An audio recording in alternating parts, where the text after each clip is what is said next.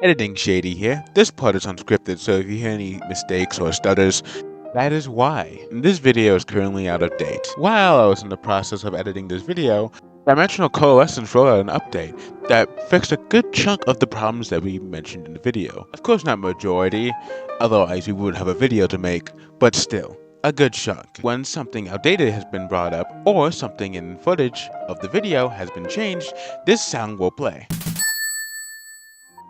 Sorry to interrupt before the video can even start, but it's really important to bring that up. Enjoy the video. Hello, my lovely asymmetrical enjoyers. My name is Shadee, and welcome to Asym Weekly, the series where we do not review Asym games weekly. I'm also here with our other host, Mr. Gold. Mr. Gold. Today's game is Dimensional Coalescence, a Roblox asymmetrical horror game created by MRT/Kapal on November 18th of 2023. It's one of those games that takes huge inspiration from TD. After TD got taken down, this was the main game that I would play while waiting for outcome memories. Back in the olden days, when Yuri had a 3-5 hit damage. After outcome memories dropped, I tend to just stop playing the game. There was a new shiny toy, and I liked it. I think it's going to be nice to do a little revisit and see what I missed. I wasn't even there during the TD days.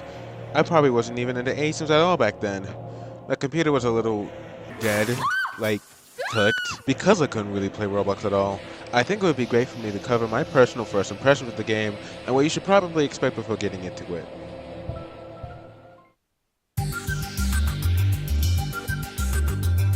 First impressions are confusing. A lot to like about it when first loading in. Like the lobby. I think the lobby, while kinda empty, is pretty cool. It feels small and cozy in a sense, and it's a neat reference to the original classrooms in DDLC. But when it comes to the UI, not so much. You'll notice further in the video that the game is kinda bad at explaining things to you. When you first pop in, it feels overwhelming with how many options there are, with 2 of them being grayed out. When I first played, I thought I had to unlock them, but apparently they're just not even out yet. You don't even know what one of the buttons are even for yet, which begs the question, why even add them in the first place? Why not wait until they're finished? Most of the buttons are pretty self-explanatory, with the camera being the spectate, the badge being the achievements, etc. But what is this note thing? Collect notes? Where do I find those? How do I get those? A lot of questions without much explanation. The notes are little lore pieces about the game, which I find really cool. It encourages exploration, but how will I know where to look in the first place? I feel like a little look around the map to find the notes message when opening up the icon could be a cool little change to help push new players in the right direction. I haven't collected a single one. When you actually get into a round, it will show you what map you're about to play on, along with who's going to be the killer for that round. Depending on whether you're a killer or survivor, you'll have different options to choose from. 12 survivor characters if you're a survivor, and 3 killer characters if you're the killer. These characters range from a wide variety of different IPs. The gameplay going in was noticeably kinda clunky. Everything felt kinda stiff in a way, but oddly it made the game charming to me. One thing that isn't charming, however, is how they handle the moves in this game. You cannot see what your abilities do beforehand, and there is no character description you can go to as well. When it comes to your moves, it's very trial and error. I don't know if that was on purpose or not. It also feels like half the time when you try to hit your move, it just doesn't work. Even if you feel like it should be hitting. Especially as killer. Like, I'm a very fair player. If I think I'm ass at a game, then I'll admit I'm ass, but come on, man. What the fuck is this? Literally, like, what the fuck am I supposed to do here?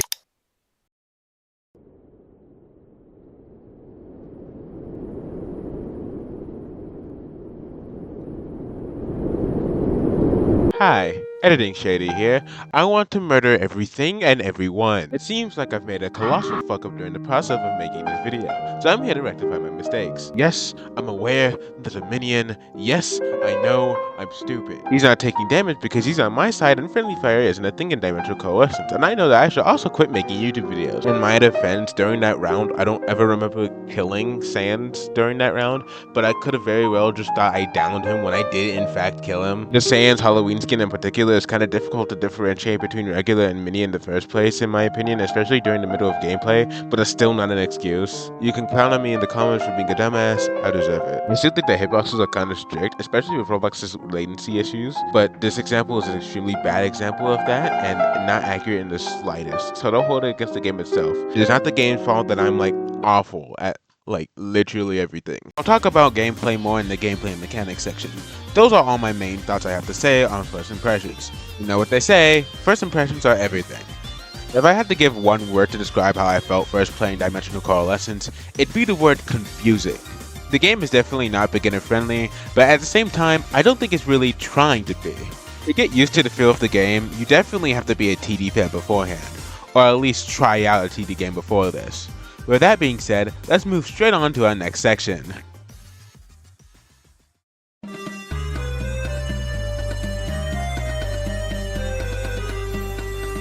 The art direction. It's actually pretty solid, all things considered. Everything is very consistent when it comes to an overall feel. Everything feels hopeless. Everyone is desperate for survival, but they know most likely they won't make it. But in saying that, as someone who has played the game for a lot longer than Shade, I feel that it doesn't really have an identity of its own. You could throw the UI onto any other game, and it would mostly just be the same minus the moveset icons. I will say that they do every game well when it comes to moveset icons. For example, if you are playing as an Undertale character, the UI would look like something out of Undertale. Another complaint I have is that most of the icons don't tell you what they do. Realistically, what do you think Right Poem would do when you see its icon and name? Exactly, you have no clue. The game doesn't tell you much, and that's a big complaint that Shade has. However, that's all I can really say about the art and GUI, because aside from that, it's very boring. The thumbnail art and such is very good though. Just don't expect me to talk about that much because that isn't relevant to what you see when you enter the game.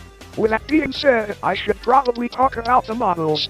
The modeling style does take after TD, looking more blocky, if that makes sense. Just put them side by side, man. I think that while this and TD have similar styles, I much prefer DCS.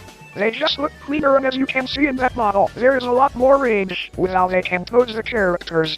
Now, while we're on the topic of posing and movement, they, in my personal opinion, do not use these models to their full potential. As you can see from the walkie animations, they feel very copy and paste. For some characters it makes sense, like Cuphead, Mugman, and Frisk are all good examples. They generally have the same body proportion, so of course their runs are going to look similar.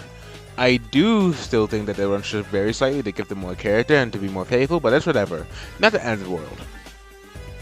And then we get to the DDLC characters. I'm sorry, but Monica and Sayori look so goofy when running, and I think that's mainly due to them using similar run animations for everyone. You can see how silly the animations look after just going fast in game, like after getting hit or taking damage.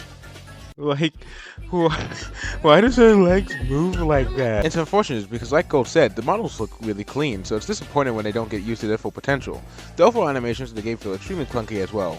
It wouldn't be too much of an issue for me because who cares if an animation isn't exactly 1 million FPS, but it becomes an issue when it directly affects the...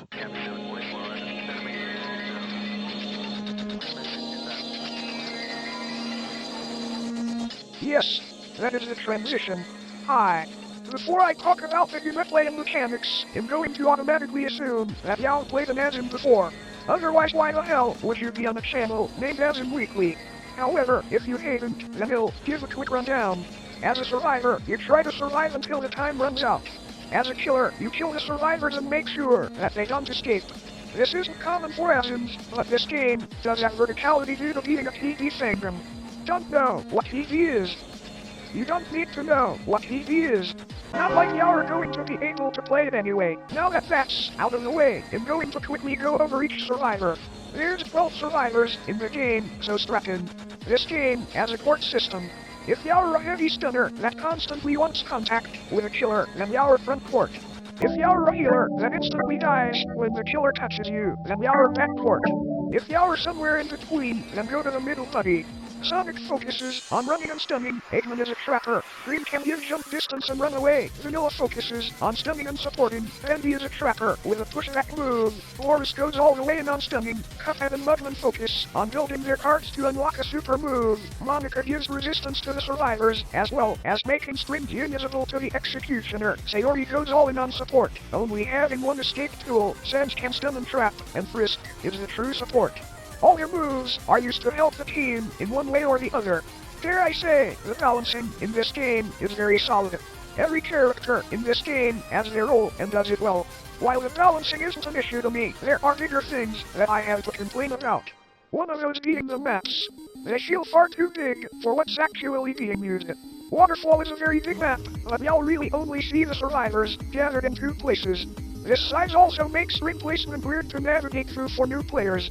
It's not nearly as bad as Outcome Memories when it comes to the maps, but it's still a minor issue I have with the game. Now, remember when Shade said that the clunkiness affects speed? Yeah, no, I gotta agree. The hitboxes feel too small for both sides. Of course, some characters suffer less than others when it comes to the hitboxes.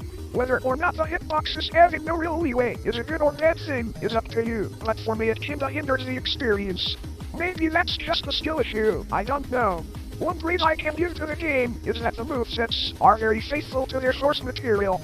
Both Cuphead and Mugman have their moves straight up ripped from their original games. Cuphead focuses on parrying the executioner using his jump. Every parry fills their card by 1, 2 if they got buffed by a Frisk. Once he hits 3 cards, he can use his super art which gives him invincibility for a few seconds. Mugman is similar, but he relies on shooting the killer to get his cards, and once he gets his cards he can push the killer back using his super art. Fun fact, if Mugman sees Cuphead get a parry, they'll have special dialogue. See what I mean? They're very faithful to every game they cover.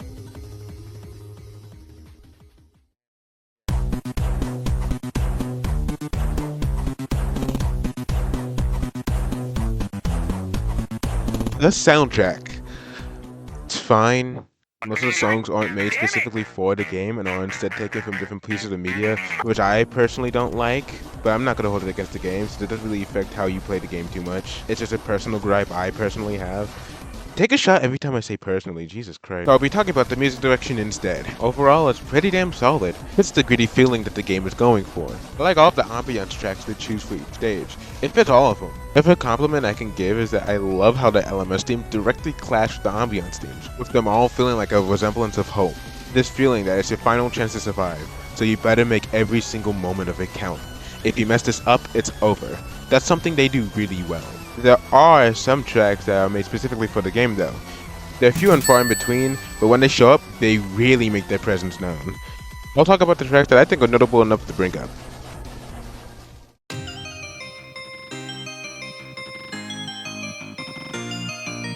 We sure are starting out with a bang, aren't we?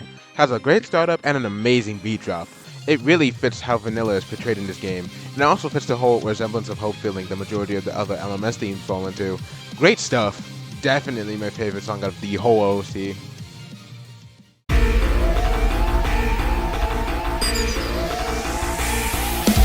Very fitting for Eggman's character as a whole, having a very cocky feel to it. Like Eggman knows already that the killer stand no chance. In his mind, he knows he's going to make it out of here in one piece, and he's going to style on them while doing so. Fucking love it.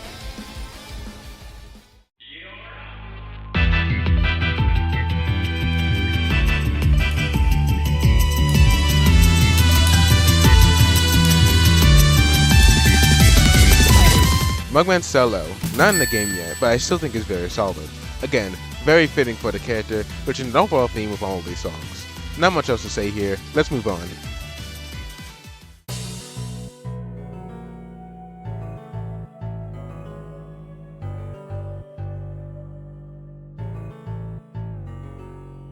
Just Monica. Very empty feeling compared to all the other ones, but that could have very well been done on purpose to reference the ending of DDLC.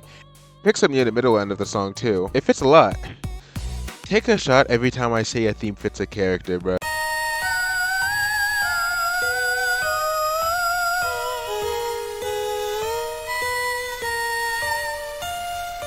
Holy shit, I love how the aim and breaks come in.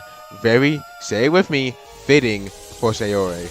Love how they took the main melody of Sayora's canon event and turned it into its own theme. Makes it have a certain feel that I really like.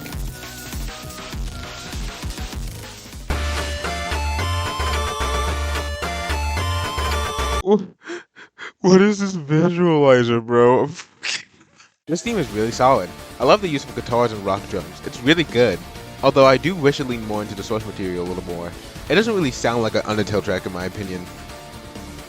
Never mind, I take it back, especially the finale midway through. Let's fucking go! Absolutely perfect for the song. As finale itself is already a really powerful feeling song, so a remix of it will definitely do it for me. One of the better songs on here.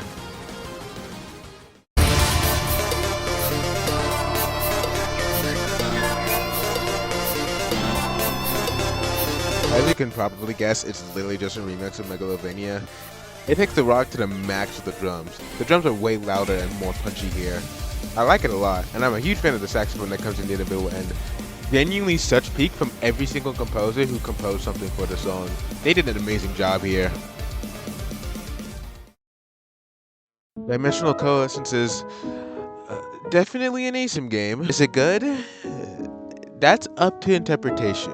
For me, it's kind of just middle of the road. There's a lot of things I like about it, but there's also a lot of things to not like about it. And those things kind of cancel out each other in a way. While I can see myself returning to the game at some point, it definitely won't be anytime soon in the future.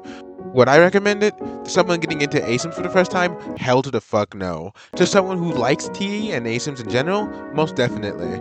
Despite all my criticisms, you can still tell there's a lot of creativity and effort put into this game, which I can always respect the hell out of. This is a unique case for me, because most Asym games struggle from a lack of balancing rather than polishing. Dimensional Coalescence, however, is the opposite.